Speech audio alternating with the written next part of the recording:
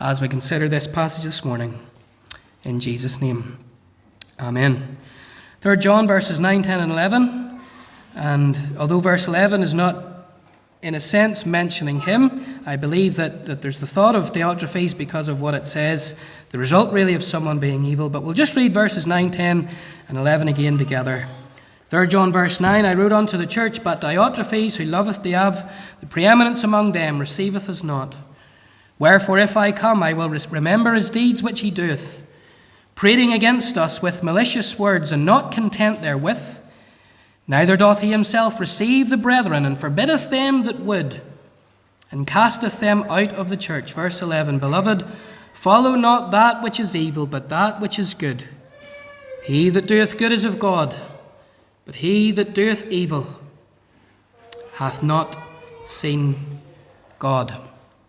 If anybody has done any preaching or any form of Bible study and looked at commentators and commentaries, well, perhaps you might have come across a man by the name of Dr. A.T. Robertson and his great commentary on the Greek New Testament. It's a brilliant commentary. It's a commentary I use virtually every week. Really what the commentary is him kind of bringing out the little lovely word pictures that are mentioned or that are inferred in the Greek New Testament.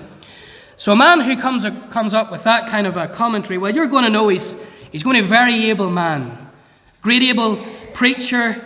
He was that. He travelled throughout America. He lectured and spoke at thousands of services and conferences.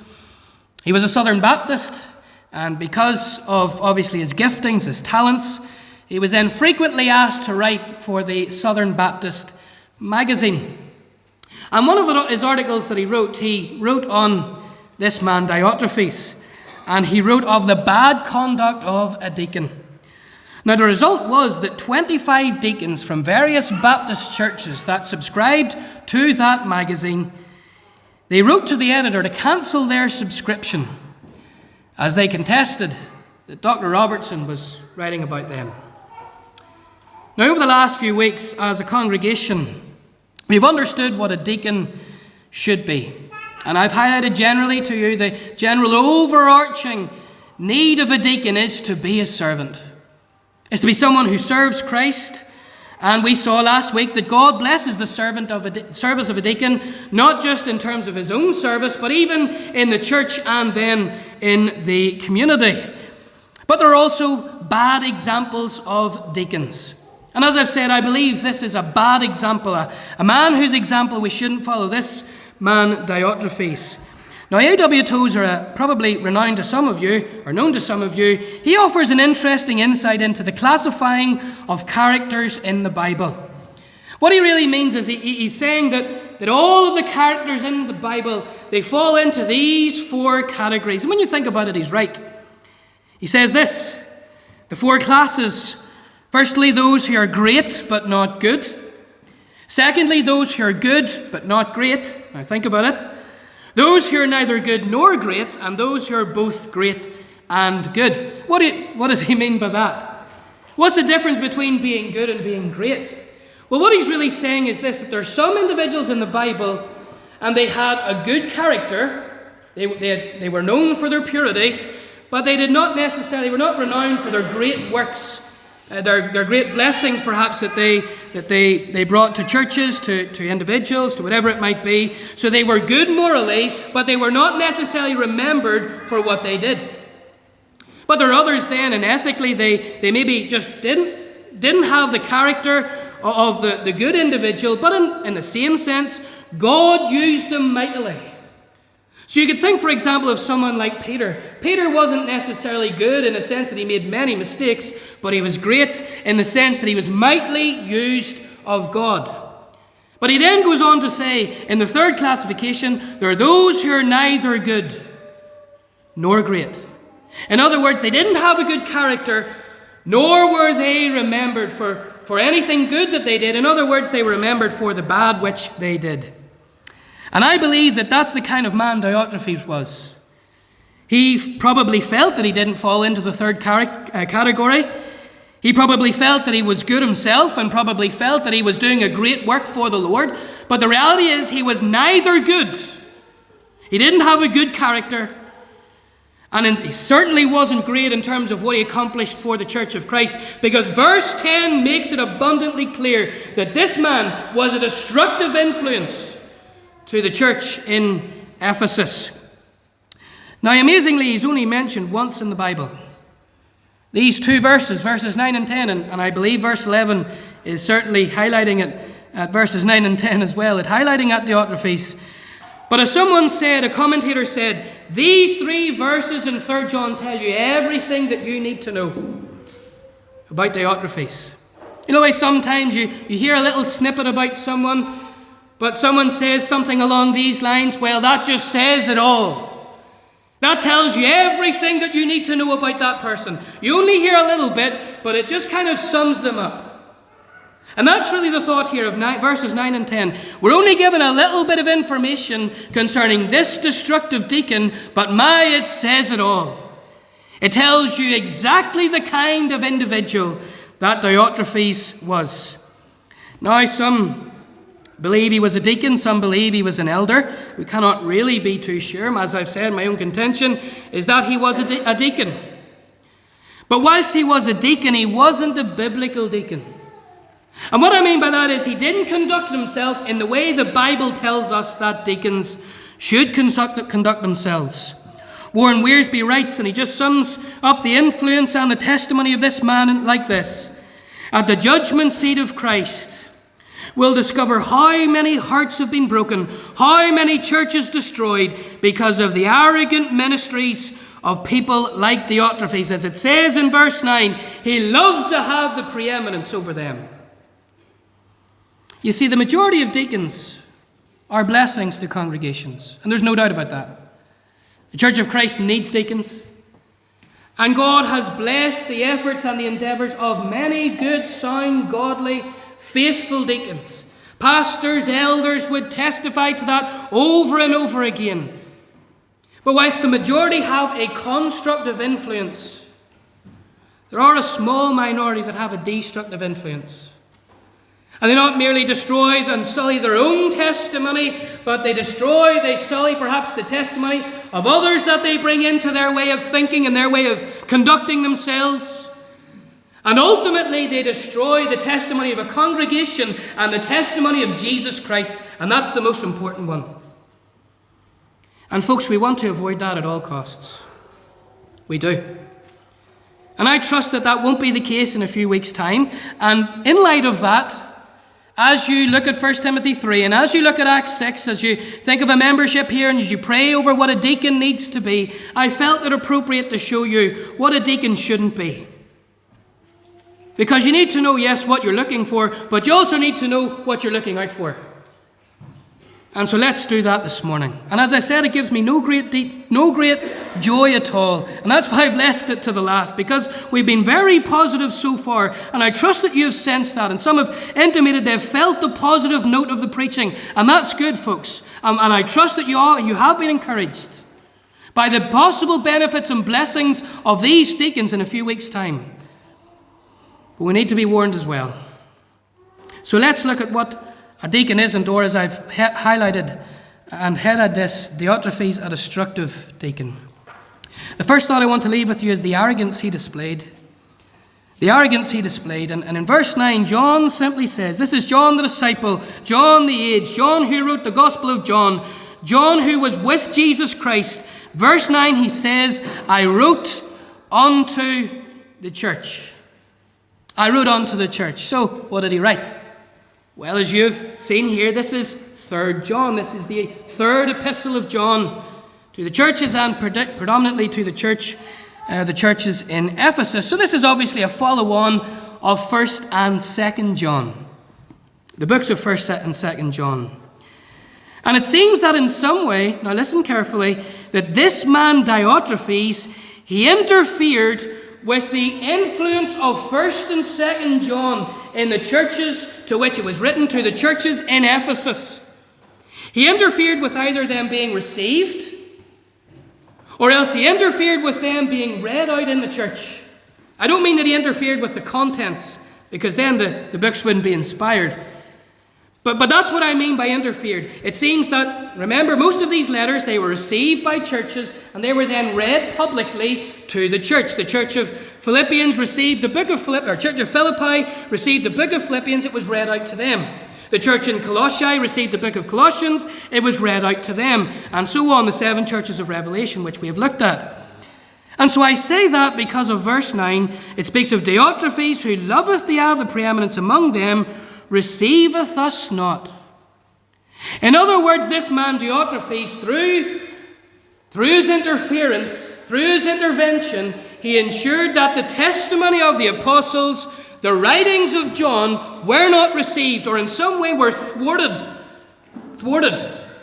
in terms of their influence in the churches in Ephesus. Now, in relation to his arrogance, this arrogance that he displayed, I want you to see, firstly, his arrogance was displayed in his desire. And his desire is before us in verse 9. Diotrephes, who loveth to have the preeminence among them. He loved to have the preeminence. This thought of having the preeminence, it comes from 2 Greek words. The one is a verb, to like, and the other has the idea of first in rank. Someone has translated this way: he was fond of being first. Fond of being first. He loveth to have the preeminence. He wanted to be number one. And so what you really have here in this man Diotrephes is that it seems he was already elected to some form of office. When you read of the details, especially of verse 10, he had some form of authority, but he wanted elected to a position that God had never called him to. He was fond of being first. So he had a desire to have another office that God never intended him to have. One Bible commentator described him like this: a little self-proclaimed pope. Jerry Vines, he stated that historically his name was associated with Greek aristocracy, probably even nobility. And so this man Diotrephes, it seems, to put it in our speak, it seems he could throw his weight around in society. He was a member of aristocracy. He had say in society, and so whenever he was appointed to be a deacon in some of the churches in Ephesus, he just assumed that he ruled the place. Materially, spiritually, in every way, he wanted to be first. So, this arrogance was displayed in his desire, but just follow with me. I want you to see that his arrogance was displayed in his demands. Verse 9, who loveth to have the preeminence among them, receiveth us not. And one commentator made this, Albert Barnes, he stated this presumption seems to be that he's claiming rights that he hadn't, and he's assuming authority and responsibility to which he wasn't entitled. So it seems that by verse 10, and we're going to get to verse 10, but when you look at his actions, not merely did he want to be first and have an arrogant desire to be in an office that he had never been called to, but he actually performed certain actions that showed that he was assuming responsibility that God had never intended for him. God had never called him to. In other words, it was more than just a desire. He sat in the chair. Whether he was called to the chair or not, he sat in the chair. He was assuming responsibilities that he had not been called to. And folks, the lesson for you is this morning as a congregation, is to simply remind you that whilst deacons do have some authority, as I've highlighted to you, and just going over this again, they have authority over the material aspects of the church, money, finance, buildings, contents, etc. They do not have spiritual authority. Every spiritual decision in this church is made. Every spiritual decision is made by the spiritual oversight of this church, the elders of the church. Why? Because we're called to that. Because we're called to that. Not because we're assuming the office because we want to, because God has called us to that. And sometimes deacons do make the mistake that whenever they're appointed into oversight, that they oversee everything. But they don't. And what I would say to the deacons is that will be appointed, and of course I don't know who that is, the Lord knows, I don't know. But just remember this, it's better to focus on the weight of responsibility that God has given to you. And to do that well. And to purchase to yourselves, as we saw last week, to purchase to yourselves a good degree in doing what God has called you to do, rather than interfering in what God hasn't called you to do. And it's the same with members, folks. Focus on the many responsibilities that God has called you to do, rather than worrying about what God hasn't called you to do. Because you know what you end up doing? You end up wasting energy, and you end up wasting spiritual energy that you could be using to maybe be a better husband, to maybe be a better servant of Christ, to maybe be a better employee. And what you do sometimes is you worry about what's going on in oversight, and God hasn't called you to that. I trust you see that the Spirit, you take it the Spirit in which it's given. Someone has sadly said that whenever a church has a resident dictator in its membership, there will always be problems. Now I want you to see it in this light, folks. Colossians 1:18 tells us this, that in all things, church government, authority, all things, Christ must have the preeminence. Christ is King. Now, as the king of this church, he is the king of this church, Christ. He has set in the Bible, as we have looked at, he has set down that there are to be elders who deal with the spiritual aspect of the church and deacons who rule in the material aspect of the church. So you know what you're doing? If you essentially try to get involved in either deacons' issues or elders' issues, you're dethroning Christ in a congregation. Because what you're saying like Diotrephes, well, I know better than Christ. Christ has told us that you appoint deacons for this business, elders for this business, but I think better. I know better.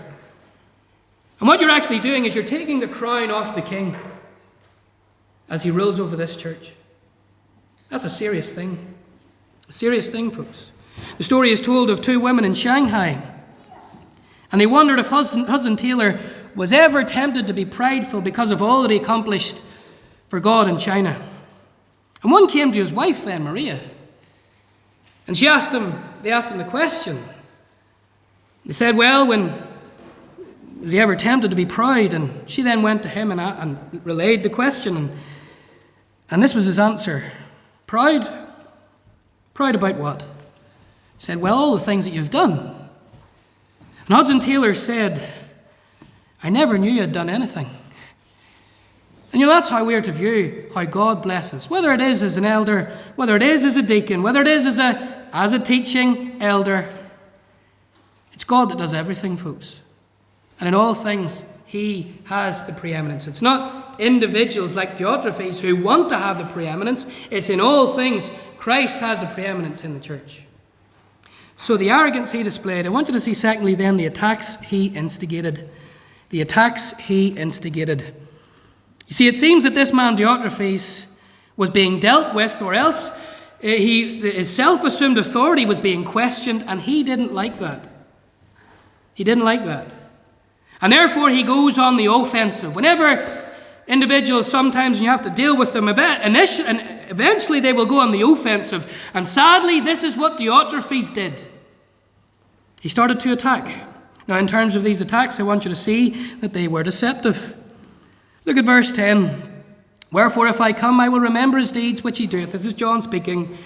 Prating against us with malicious words.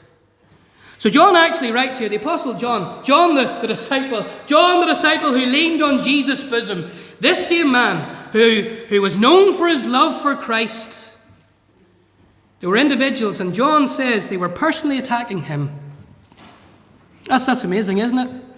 This man who was renowned as the apostle of love, as we saw in the studies and the disciples, this man whom Jesus loved, this man whom loved Jesus, the man who writes all about the fact that God is love in 1 John. People were against him in his own congregation. They attacked him personally. How did they attack him? They were deceptive. They were prating against him with malicious words. Now this word prating, it means very simply to talk as a babbler. That's what it means in the Greek, to raise false accusations. In 1 Timothy chapter 5, it's actually translated as a tattler. We get our sayings, and sometimes we speak to the children, don't be a telltale tatter, or don't tattle.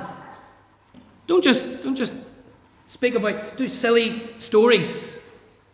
We tell our children to do that, or not to do that, sorry.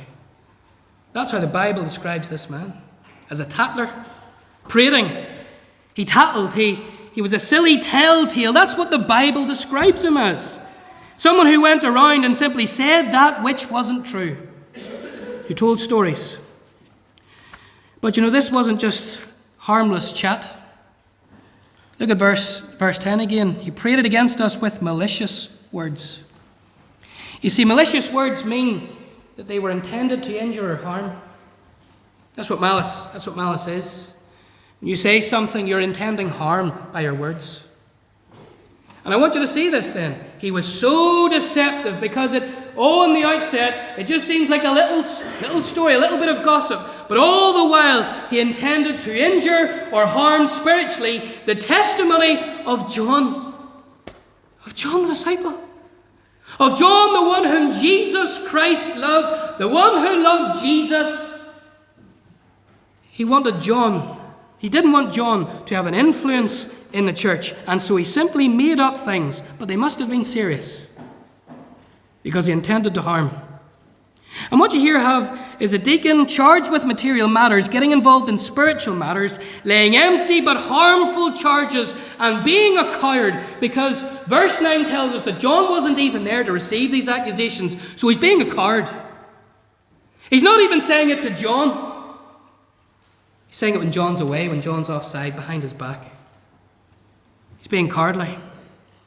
And unfortunately, people like this do exist in church, in the Church of Jesus Christ.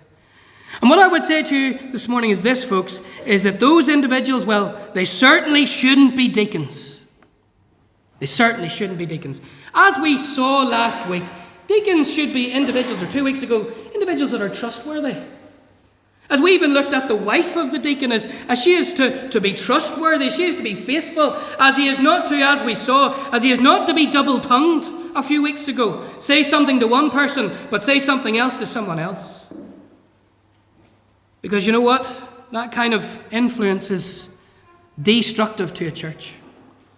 Leviticus 19, way back in the Old Testament law, verse 16 tells us, "Thou shalt not go up and down as a talebearer among thy people." In amongst all of the sacrifices and how to be right with God, the Bible makes it practically clear that we shouldn't be a talebearer.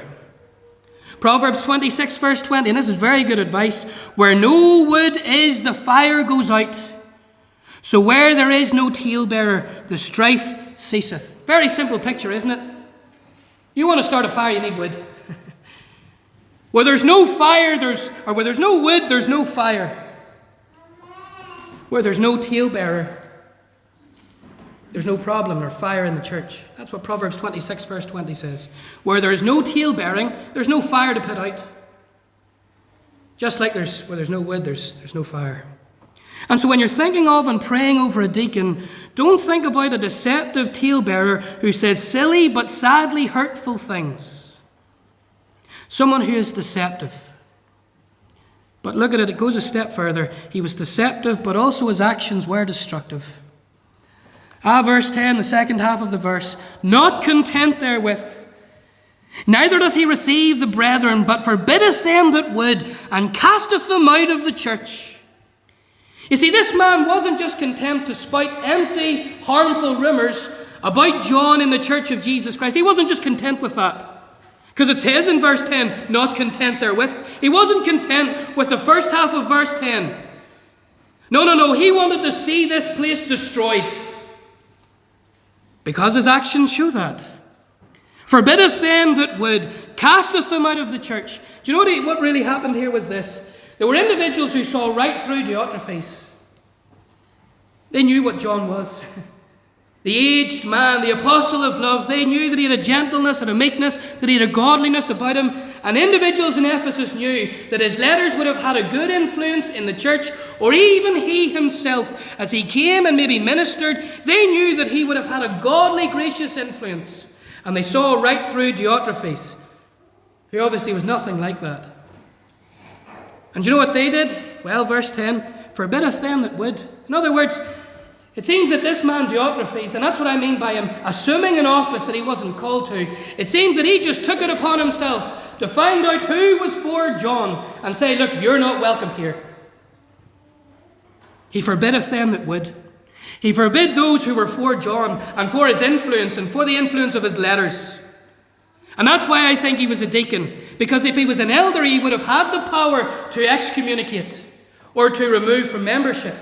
He would have had that power. So he was assuming a power here that he didn't have and that God had not called him to. That's why I believe he was a deacon.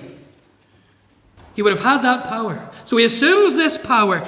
And what you see here is how this just wreaked havoc in the church or churches at Ephesus. It caused great division. Can you imagine it? Can you imagine it? A deacon coming to you and telling you you're not welcome here anymore. It's not a deacon's place at all. It's not a deacon's place. It's certainly not a member's place. It's a place for the elder. But that's what was happening. Could you imagine how that would have filtered through the churches at Ephesus? They would have been an absolute mess. People would have just left. And this destructive deacon, he had a destructive influence. And the sad thing about it is this, folks, is that this kind of individual, whilst he doesn't see it, and of course he's conceited in his own pride, this kind of an individual not merely destroys his own testimony because people see through it, but he destroys a church's testimony. And as he then destroys the church's testimony, he destroys the church's influence in the community, and then as a result, he destroys the testimony of Christ in that community. So that's what I mean when I mentioned last week that there are multiplying benefits to deacon serving well, into himself, to the church, to the community. And conversely then, and this is a lesson for you in general, no one ever sins in a vacuum. You never sin and it just harms you. It always harms others whenever you sin. It always harms others whenever you sin. And this kind of an individual harmed himself. We're talking about him this morning. His own testimony's gone. But he harmed the testimony of Christ in Ephesus as a result of his destructive, deceptive, dastardly deeds. And that is why, folks, while I take no greater in dealing with these kinds of issues, you need to know the consequences of somebody potentially being elected to an office like this. You need to know it. Because the security and the safety of a congregation depends on it. And remember, as 1 Peter 5 tells me, I am not merely to feed the flock of God, but I am to protect you from wolves that may want to destroy you as a flock. And sometimes that can happen without, through external pressure, but also sometimes that can happen within. Because sometimes there are those that rise up from within and want to destroy a church. They will not say that to you, but that ultimately, if they do not get their own way, they will want to destroy a church. And that's why you need to be warned. And that's why these are serious matters, folks. A popular church leadership magazine listed key ingredients for church conflict. And the two key ingredients was this: personality clashes and someone with their own agenda. Or in some cases, a mixture of both. And that's what Diotrephes was. He had a personality clash with some in the church. He had his own agenda. And he had a destructive influence in the church. Now, the arrogance he displayed, the attacks he instigated. Lastly, then, and quickly, the autopsy he prompts. He prompts us to think about him, doesn't he? And more than that, to perform this autopsy, this very sad autopsy of verse 11. What is an autopsy? It is an evaluation of a corpse. Now look at verse 11. Beloved, follow not that which is evil, but that which is good. He that doeth good is of God, but look at it, he that doeth evil hath not seen God. So you can see after an example of evil, in verses 9 and 10, that's what it is. It's an example of pure evil. The injunction and command, first of all, in verse 11 is to follow that which is good. Don't follow something like this. Don't be like this. That's what John is saying to the individuals in Ephesus. You know what Diotrephes is like. You know the harm he's caused to the church. Don't be like him. That's why you find this verse here in the very next verse, logically, structurally, it's after Diotrephes. John is implying, don't be like him. Don't follow evil. Follow that which is good. Follow that which is good. But then it goes on to say, and this is very solemn. This is so solemn. Because he that doeth good, verse 11, is of God, but he that doeth evil hath not seen God. you see the inference there that John is making just as we bring this all to a close? You follow that which is good. You follow the Lord. You show yourself and you prove yourself as a genuine, authentic Christian. You prove your testimony. But when you're continually mixed up in evil, whether it's within the church or without, you see verse 11, he that doeth evil hath not seen God. Now what does that mean? And this is very solemn. Well, in just a few books and few chapters back, 1 John 3 verse 6, the same John says this: whosoever abideth in him sins not, but whosoever sinneth hath not seen him, neither known him. In other words, someone who continually meddles and continually gets involved in evil and harm, he hasn't seen the Lord and he doesn't know the Lord. As we would say, he's never experienced the new birth in the first place. That is so solemn.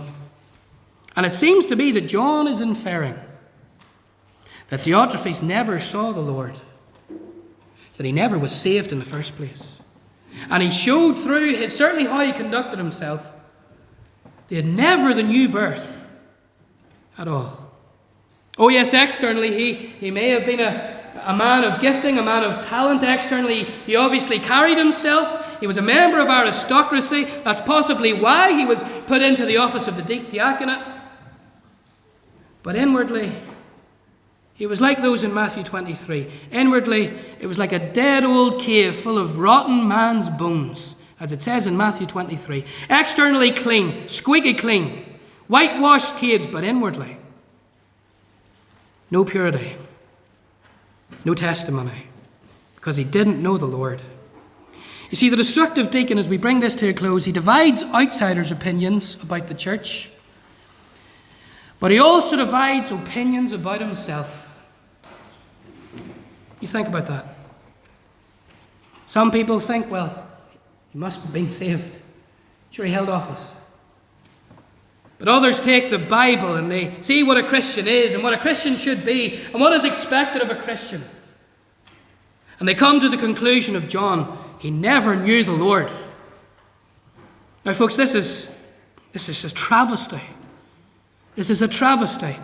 But I have seen this in my own experience. I have seen this in individuals who perhaps even went through your Bible college, men who perhaps even held office in churches. And where they are today, you think to yourself, did they ever know the Lord? So this happens, folks. This is not just pie in the sky. This happens. And John says in verse 10, if I come, I will remember his deeds which he doeth. And John is showing that he had the authority to not merely remember his deeds, but to deal with those deeds. John is showing that he had the authority as a spiritual overseer, that when I come to Ephesus, I'll remember those deeds and I will deal with them appropriately.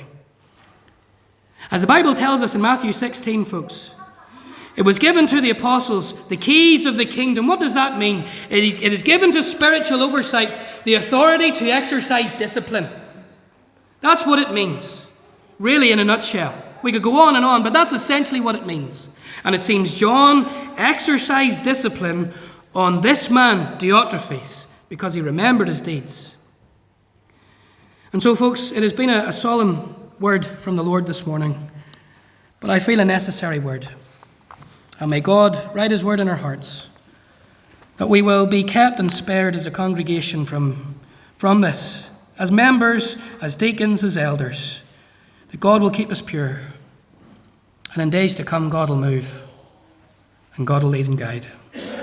Let's pray. Father, we come before thee this afternoon,